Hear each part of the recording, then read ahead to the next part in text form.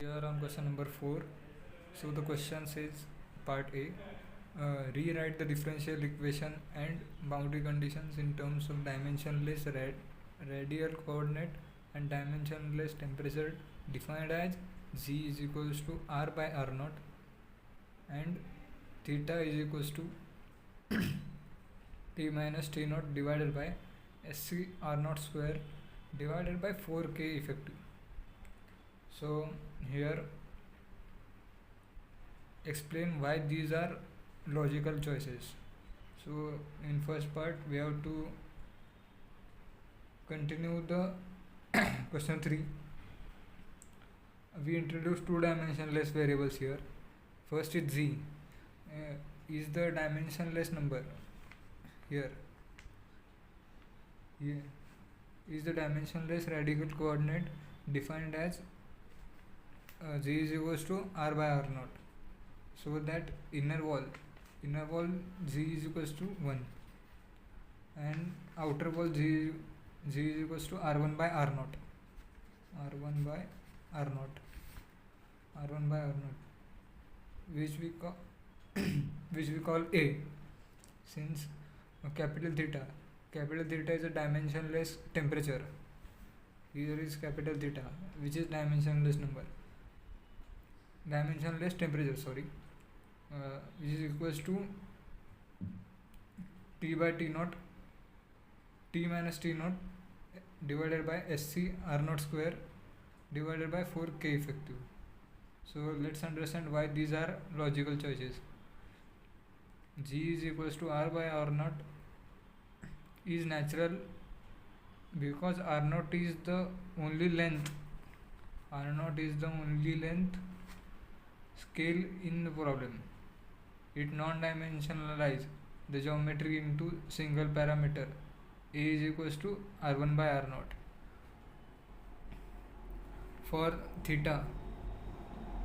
capital theta, the group sc r naught square divided by k effective has units of temperature. It represents characteristics temperature rise due to rise due to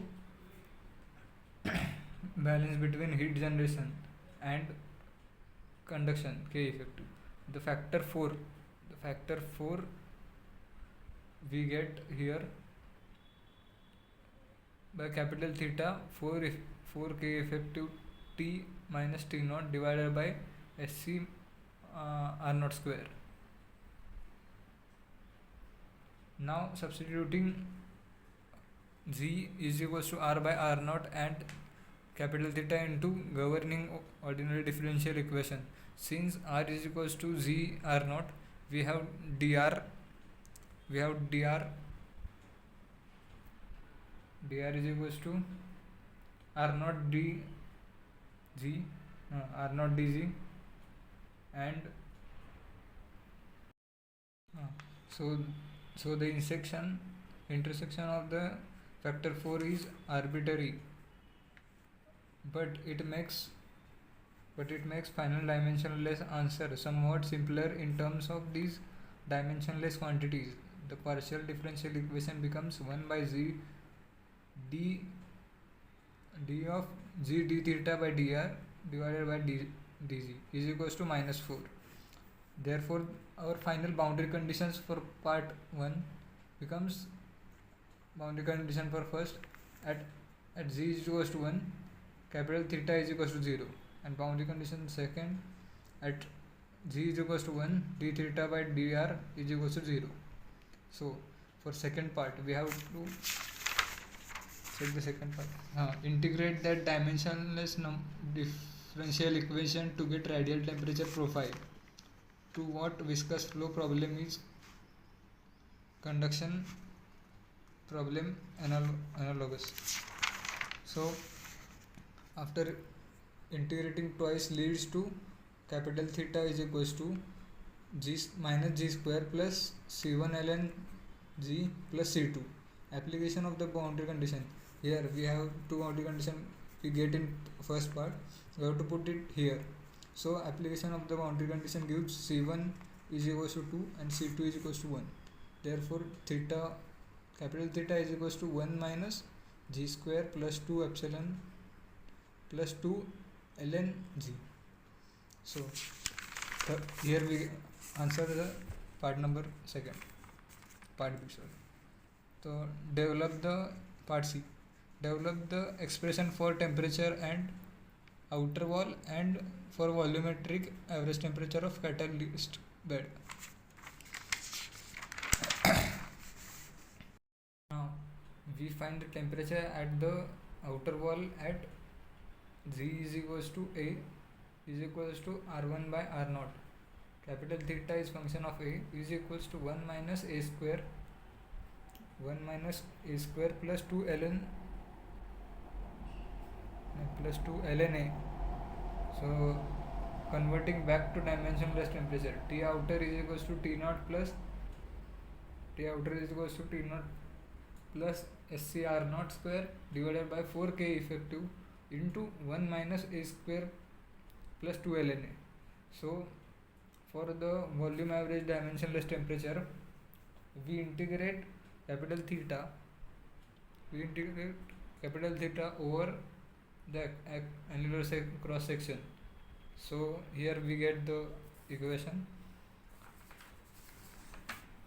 So the denominator is half epsilon square. So the denominator is g square divided by 2 from 1 to A is equals to A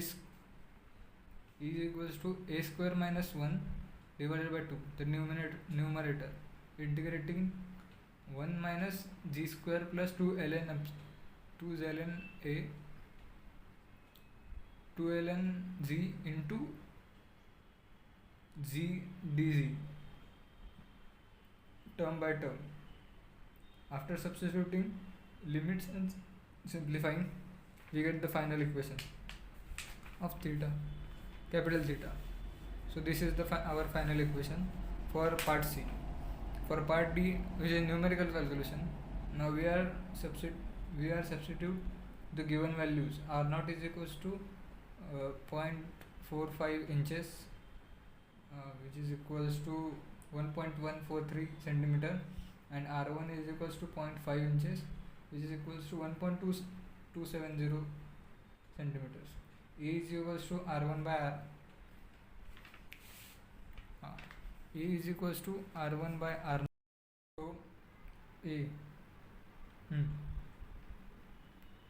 Here A is equals to R1 by R0, which is equals to 1.270 divided by 1.143, which is equals to 1.111 minus K effective is equals to 0.3 British thermal unit divided by our feet degree Fahrenheit. This needs to be converted into calorie per hour centimeter degree Celsius. Therefore K effective is equals to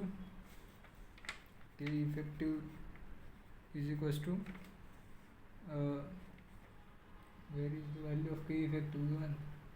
K effective is equals to 0.3 into 4.136 into 10 to the power of minus 3 into 30.48 is equals to 0.03784 calorie per hour. So our K effective will be 0.03784 calorie per hour centimeter degree Celsius. Wait, let's keep it consistent to and convert SC instead. So SC is equals to our use direct conversion factor as shown in textbook. SC R0 square divided by K effective in consistent units. So from here we get the T outer wall temperature, which is equal to T naught plus SC R0 square by 4K effective 1 minus A square 2 ln A. So by putting all these values, we get the final outer temperature as 899 degree Fahrenheit.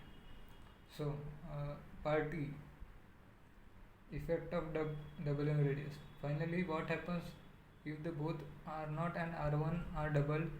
Notice that ratio A is equals to R1 by R0 stays the same. This stays the same because both are double. The ratio is unchanged. So logarithmic polynomial terms in our formula stays the same. These terms stay the same. So